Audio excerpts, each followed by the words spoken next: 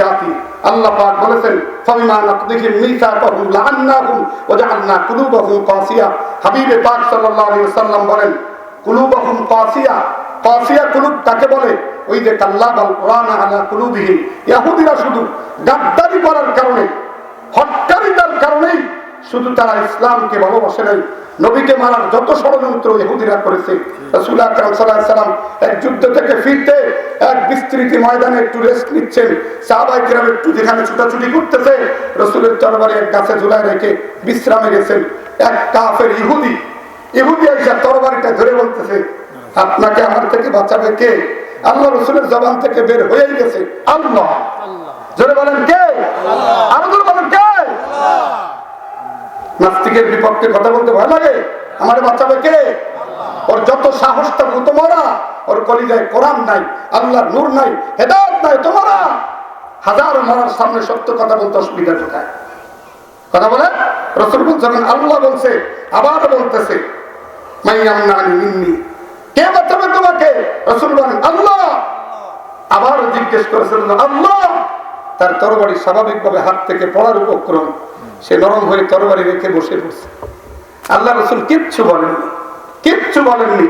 সাহাবায়ে কেরাম আসছেন, শোনাচ্ছেন সাহাবীরা, এই একজন আমার তরবারি বলতেছিল তোমাকে কে বাঁচাবে? আমি বলেছি আল্লাহ। লোকটাকে দেখায়ও দেয়নি। মুহতারাম হাজিরিন, এর কারণে আল্লাহ পাক তাকে দ্বীনের হেদায়েতের গুণ দান করেছে। এটা ইসলাম। রাসূল আকরাম সাল্লাল্লাহু আলাইহি ওয়াসাল্লাম একবার এক গোত্রে গেছে, ইহুদিদের গোত্রে দিয়াত মুক্তিপণ আদায় করার জন্য। রাসূল তো বিচারক ছিলেন। তো মুনাফিক কাব ইবনে আশরাফ, এত বড় পাক্কা মুনাফিক, এত বড় বাটপার, এত বড় সিটিংবাজ, রাসূলকে আদর করে নিয়ে গেছে হত্যার জন্য। নিতে এক ভাঙ্গা ছাদের নিচে দাঁড় করায় দিয়ে হুজুরের সাথে গল্প শুরু করেছে। আর একজনকে একটা পাথর নিয়ে উপরে উঠে দিয়েছে, খালি মাথার পরে ছেড়ে দিবি মরে শেষ হয়ে যাবে। ও লোক কেমন খালি ছাদের পরে উঠেছে, আল্লাহ পাক ফোন করে দিয়েছে জিবরাইল যাও আমার হাবিবকে বলে দাও এখানে দাঁড়ানো যাবে না, তাড়াতাড়ি সরে যান। আল্লাহ নবী এখান থেকে সরে গেলেন। কাব ইবনে আশরাফ তো মাঠে মারা গেছে না, কি বলো, উইকেট পুরো পড়ে গেছে। কি হলো ঘটনাটা? কি হবে? আল্লাহ পাক জানা দিয়েছে মুহাম্মদুর রাসূলুল্লাহকে, তুমি চাইলে কি ফু দিয়ে নিভাই পারবে না? এটা সম্ভব? সবাই ইসলামের সুন্দর যেখানেই আল্লাহকে একজন গালি দিয়েছে, হযরত আলী রাদিয়াল্লাহু আনহু শুনেছেন, অমনি তারা ধরে ফেলছেন, ধরে ধরাশায়ী করে নিচে ফেলে দিয়ে বুকের পরে বসেই পড়ছেন।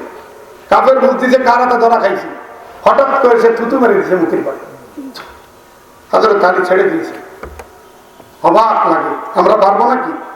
আমরা পারবো? ফোন টোন করে ওয়াকিস্টিক মরেছি, রান দামান দায়নি, ওটারে কুফায় না তুলি ভালো ডাকছে, আমারে চাপ মারিছে, চিনিস আমার একটু আমি এলাকার একজন বড় নেতা। হযরত আলীর মতো নেতা কে ছিল? আনা মদিনাতুল ইলমি আলিকুম বাবুহা, রাসূল তাকে সার্টিফিকেট দিয়েছেন আমি ইলমের শহর, তার দরজা আলী। সেই আলী তাকে ছেড়ে দিয়ে দাঁড়ায় গেছে। কাফের বলতেছে কি হলো ব্যাপারটা? আমি তোমাকে আরো রাগানোর জন্য থু দিলাম আর তুমি ছেড়ে দিলে। দেখেন ইসলামের সৌন্দর্য কোথায়। হযরত আলী বলেন ভাই এতক্ষণ তুমি যে গালি দিয়েছো আমি আল্লাহর জন্য তোমার বুকের পরে ছিলাম, এখন তো আমি আমার রাগে তোমার বুকের পরে থাকবো। মুসলমানের কাজ করে না। সে কাফের বলে এটাই যদি ইসলাম হয় আপনি আমাকে কালেমা পড়াই। সুবহানাল্লাহ। মুহতারাম হাজিরিন, আল্লাহ বলেন তুমি দোয়া করো